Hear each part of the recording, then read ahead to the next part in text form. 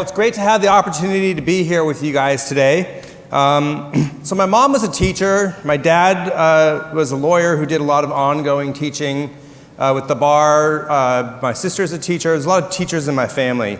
I'm a marketer, but I actually love to teach. And so my goal with this presentation, is to share tips, best practices, things I've learned, over my marketing career to help you win as a marketer. So with that, let's kind of just dive into it. As you just heard, I was one of the co-founders of Marketo. I'll know that my new company, Engagio, is successful when that's no longer how I get introduced. However, that said, Marketo did recently sell to Adobe for $4.75 billion. That transaction closed yesterday. That's awfully very exciting for me. Although in reality, thank you. The reality is I can only take credit for the first billion or so. Because then I moved on to start Engagio. In addition to being a marketing entrepreneur, I'm a dad. These are my two kids. The fun fact is that my son was actually born the same month that we started Marketo, which has made it really easy all these years to keep track of how old the company is. Engagio, we got started on Pi Day, March 14th, 2015. So that's how I keep track of the age of that company. Another fun fact is I was born here in Ethiopia. Technically, what's marked on the map is Eritrea, that's actually where I was born, but back at the time when I was born, it was still Ethiopia. When people hear this fact, I often get the same question. John, hey, why were you born in Ethiopia? The answer is I wanted to be close to my parents. All right, you guys are paying attention. That's good. Last fun fact, as you just heard, I did study physics for my undergraduate degree. I spent my summers doing fusion research at the Lawrence Livermore National Laboratory. I actually got into MIT for a PhD program. But I wanted to try this whole business world out. And it was right at the time when people were starting to think about how do I use data? And how do I use analytics to make better decisions around my customers? What ultimately became known as CRM. And I landed in a consulting job, which led me to a technology job, in that kind of general industry and space. So I don't regret the fact I studied physics. It is that quantitative analytical background that has led me into this career of technology and marketing. All right, so enough about me. What I want to talk about today is three topics: customer-focused engagement, how you can, marketing can earn its seat at the revenue table, and I'll touch a little bit on how technology is changing in the category. All right, so to begin this piece, Gallup every year does a survey where they ask people to rate the honesty and ethical standards of various professions. They're going to publish the most recent one soon, so I'll update these numbers. But pretty much each year, we see consistent results. Almost every single year, the number one trusted profession is nursing. Which is cool, we trust our nurses. I work with a lot of engineers, so they like to see that engineering is a pretty trusted profession overall. I'm sure there may be some engineers in the room as well. Interestingly enough, despite everything we read in the news, on average, police gets reasonably high trust and ethical ratings. And then there's a whole bunch of other professions, and then near the very bottom, we have sales, and they don't list marketing, but they have advertising at only 11%. And in fact, the only profession that does worse than sales and advertising is Congress. Let's fix that. Vote. If you haven't voted, make sure you vote. So, too often, the marketing we do and the way we sell to our customers makes them want to opt out, tune out, screen out. And by the way, I'm a marketer and I do this all the time. I have ad blockers on. I take joy in hitting the spam button, not just delete, but the spam button on the unwanted email messages I get basically every single day. This is a real problem. This is not what our marketing should be doing to people. To steal from HubSpot, we want to make our customers and our prospects love our marketing. And by the way, this is the way it should be. Just a quick, I did tell you I studied physics, so a quick minute of economic theory. Right? Anytime a business transaction happens, you sell something to a customer, right? They are therefore giving you their money. They are saying the value I'm going to get from your thing is more than the value of the money. And in creating this transaction, we create economic value. We make the world actually better, right, by creating these transactions. Marketing is the job of helping to facilitate these economic creating transactions, right? Marketing can create good in the world, economic value in the world, helping our customers to find products and solutions that will make their lives better in such a way that they're willing to part with their money. This is a good thing, right? We want to create more of this, and it should be possible. So how do we create marketing that people will love? Well, obviously we can just look to the consumer world, right? Consumers today have shown us time and time and time again that they will value things that are relevant and personalized to them. This is not a new concept. I graduated with my physics degree back in 1994. In 1993, a book came out called The OnetoOne Future by Don Peppers and Martha Rogers. So this book was very seminal in the development of my career. What the book talked about is they talked about like the corner store in the 1800s, where you could walk in and they know that you like brown eggs and not white eggs. And maybe they know that you had family visiting this week, so they've given you an extra portion of milk, right? There was this level of personalization relevance that we had in the 1800s corner store. And then the industrial era came along. We got mass production, which gave us more choice, economies of scale, lower cost, all sorts of good stuff. But we lost that level of corner store personalization and relevance. And what the OnetoOne Future talks about is that with the evolution of new technologies and more data, we can create corner store level personalization at industrial era scale. That inspired me. That has been the theme of my career. If you look at Epiphany or Exchange where I worked, and then Epiphany, and then Marketo, and now Engagio, the theme I've been trying to do is how do I create technology to make this vision happen? Every interaction relevant and personalized. And by the way, it works. So this is a B2B example, data from the ITSMA, where they found that 75% of executives would actually respond to unsolicited marketing outreach if it contains ideas that might be relevant to their business. Turns out this percentage is higher for executives than it is for people lower in the organization. The reason, the hypothesis, is that it's the executive's job to bring new ideas to their company, things that might actually transform the business. And if we can reach out to them in a way that comes across as we're a trusted advisor, and something that can actually teach them something, right? It has the opportunity to kind of break through the clutter and break through the noise and engage with them. So the ITSMA went on to define what does relevant and personalized mean. It means it's based on a knowledge and understanding of their industry and of their specific business issues. And again, it teaches them something to advance their business. To anybody who has read the business literature the last few years, this should sound really familiar. It's the Challenger sale. It's the Challenger sale applied to marketing. If you haven't read the book, The Challenger Sale, what it says is the best salespeople are the ones who are actually able to teach their customers something in a way that is tailored, to what's going to actually move their business. It brings commercial insight, right? That's what we want to strive to. And again, I'm talking in a B2B context here. Let me just take a quick detour, because Jeffrey gave this great presentation and talk about branding, among other things. I have a pretty strong theory about brands, and that's the fact that branding, like that, humans, we make decisions emotionally. All right, that's been studied, that's been proven. We make decisions with heuristics, right? The world's too complicated to actually evaluate everything, so we use quick decision-making things that are highly influenced by emotion. I believe branding it's been shown, branding influences the emotional side of decision-making. The difference here is I think B2C brands are often aspirational. Buy this product and you'll look great, or you'll be more loved, or you'll get your pizza faster, or whatever it is.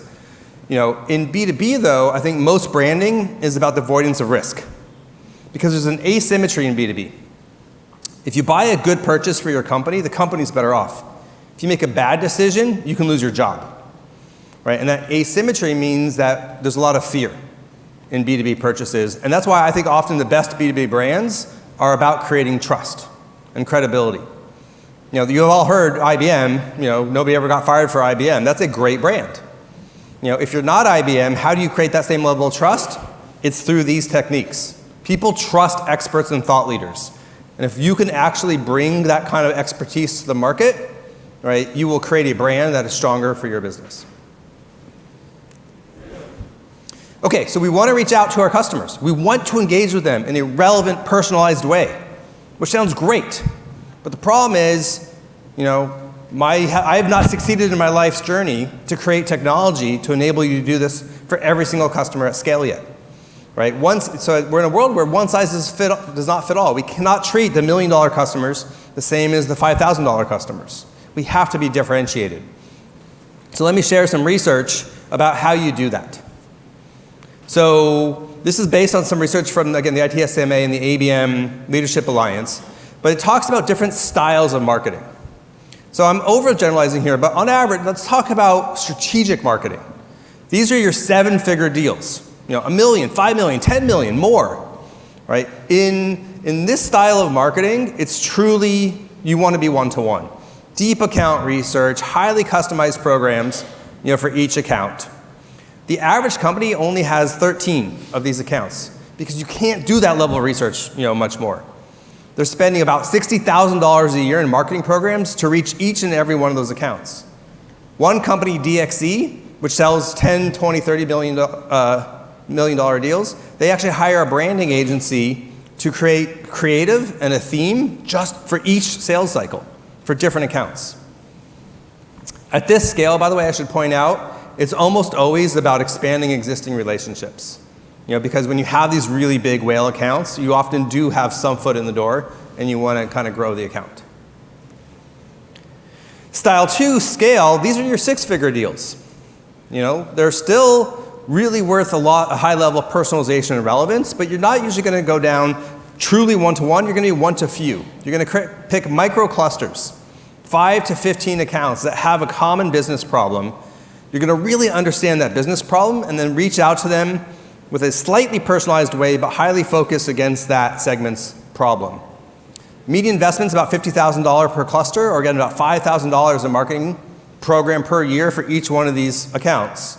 Which again, if it's a $500,000 account, that math kind of makes sense.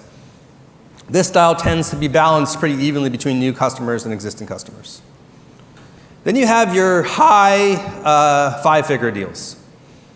This is where my company often plays, for example. Some people call this programmatic, because you're looking to sort of find more scalable ways to reach hundreds of customers, if you will. These are going to be broader programs, but you still want to find a way to be personalized. What we do at Engagio is we'll have an ebook, or a copy of my book, for example. We'll put the client's logo on the cover, and we'll customize the first paragraph of the introduction page. And then we'll send them that. So it's light levels of personalization enabled by technology to reach out to hundreds and hundreds of accounts. And then last, not least, is the low 5-figure deals. This is your traditional demand generation or mass marketing, where you're basically trying to reach out to as many companies as you can. I like to use an analogy to differentiate this bottom tier from the others, which is fishing with nets versus fishing with spears. The net fishing is what we used to do at Marketo. We'd create our content, we'd throw it out there, we'd see who would respond. We'd catch as many fish as we could. We didn't care which specific ones we caught, we just cared, did we catch enough? Worked great for Marketo. But as we went up market at Marketo and we realized that the big fish didn't just happen to swim into our net, we started to have to find new ways to reach out to them. And I used the analogy of fishing with spears. Identify the big whales you want and go after them. This is really what's become now known today as account-based marketing. And I know there's a session on that later today. And so for me, demand gen, fishing with nets, ABM, fishing with spears. So we want to be customer focused, right? We've tiered our accounts. We know kind of who we're reaching out against the different things. How do we actually then do our marketing planning?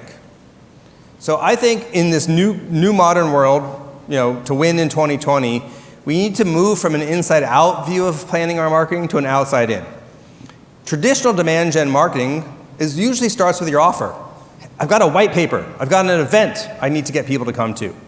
And then you say, all right, I'm going to promote it. I'm going to send them an email. or I'm going to buy an ad. And the last thing you do is you pick the segment. You log into Marketo and you make your smart list. Who am I going to actually send this thing to? Or you pick your ad targeting. That is an us-centric view of the world because it starts with your offer. If you flip that around, and we're focusing on really being relevant to specific accounts, you start with the who. Who do I want to reach? Which are the companies? Which are the people that actually matter? And then you get into the what. What can I actually say to that person and that company that is going to be relevant to them, that's going to stand out? And again, different levels of personalization based on the company size and all that stuff. But you want to kind of really think about, how am I going to stand out? Because everybody else is trying to reach these same people. And only when you know what you're going to say to which people do you think about where I'm going to say it and how. What programs you're going to run, how are you going to reach them. Now just a bit to say on that last piece, the where. I'm a big fan of a concept that I call marketing orchestration. Frankly, I helped to build marketing automation. I think that was last year. The new world is marketing orchestration. The things that make marketing orchestration different is, first of all, we're not just reaching to one person, right? There's a whole buying committee at the companies we're trying to sell to. And we have to find some way to coordinate our interactions and create a cohesive experience across multiple people in the account. We also have multiple people at our own company. It's not just marketing, right? At Engagio, one of the things we do is the marketing team writes emails that I send. And not surprisingly, because of my title, because of my background, they get a way better response rate than emails that come from other people. So at the right time for the right account, that's a great tactic to use. You want to coordinate your marketing department, your salespeople, your SDRs, and your executives. And lastly, you obviously want to use multiple channels. Don't just send emails. According to the research you can kind of see behind the screen here, when you combine direct mail, email, and phone and other channels, you can get a 20+% increase in your response rates versus using individual channels alone. That's what I mean by orchestration. There's lots of different instruments out there that you have at your disposal. As a marketer, think about how are you going to all make them work in harmony. Now, just to close the caption on that, or close loop on that one, this does imply a different way for marketing and sales to work together. The old model, which by the way I helped to promote with Marketo, is much more like a baton handoff. Marketing generates the lead and then passes it to sales when it's ready. But that's not the world we live in anymore, right? Marketing and sales, SDRs, your executives, you're all working together as you move accounts through the different stages. I think the football play ends up being a much better analogy. Multiple people on my team, multiple people on their team, X's and O's on the chalkboard, who's going to do what when. It is a more coordinated, more orchestrated way of working, which by the way is harder. It's hard to work together. It's easy to work in silos. You just don't make as much money. My last point in this section before we move on, and this is honestly, I'm being a little aspirational here, but I think that marketing needs to evolve how we think about our jobs. 80% of marketers in my not so formal survey are only measured and incented on creating new business pipeline. At Marketo, we generated a response from an existing customer. We didn't count it, we ignored it, we threw it away. That was no good to us, right? Because we only were focused on generating new business pipeline. But that's not the world we live in anymore. Most companies, the majority of the revenue we earn is from existing customers, right? If you're a SaaS business, that is the nature of your business. It's not just about land, it's about lifetime value. As marketers, we should be thinking about how do we not just create new pipeline in meetings, but how do we accelerate existing deals, right? Don't just do lead nurturing, do deal nurturing, where you try to radiate and penetrate into an account in order to increase your win rates and accelerate the deal. And then once they are a customer, man, there's a whole bunch of stuff we can do in marketing. Too often, customer marketing today means references and case studies. And it's not enough about how do you actually drive pipeline and increase revenue after the sale. I'd like to see, and that's why I'm saying this is aspirational, I would like to see this change in 2019. And more marketers take responsibility and credit for revenue impact post-sale. Which leads me into the next topic. How do you take credit? As marketers, how do you earn your seat at the revenue table? Back when we were starting Marketo, I talked to a bunch of CMOs, and it was really shocking to me how many lamented about the fact that their fellow coworkers looked at them as the group that threw parties and printed color brochures. Right? Now that's changed. That's changed over the last 10, 15 years as marketers have gotten better at using data and analytics to earn their seat at the revenue table. But if you're a CMO and you're at a company that doesn't believe marketing drives revenue, you gotta fix that. Because man, otherwise your job sucks. Now how do you start to fix it? It starts by having the right numbers at your disposal. This data is a little old, but it's still really relevant. It was a survey that they asked marketers, how much more profit could you generate if you had 10% more budget? Pretty simple question. The kind of question your CFO should be asking you all the time. But the number one answer people gave was, I don't know. Right? If you can't answer the question of how much more profit you're going to get with 20% more budget, I guarantee you'll be answering the question the other way around. What's going to happen now that I've cut your budget? Right? You have to do this by talking about the metrics that the other executives are going to care about. And I really think there's 3 categories of metrics that give marketers power.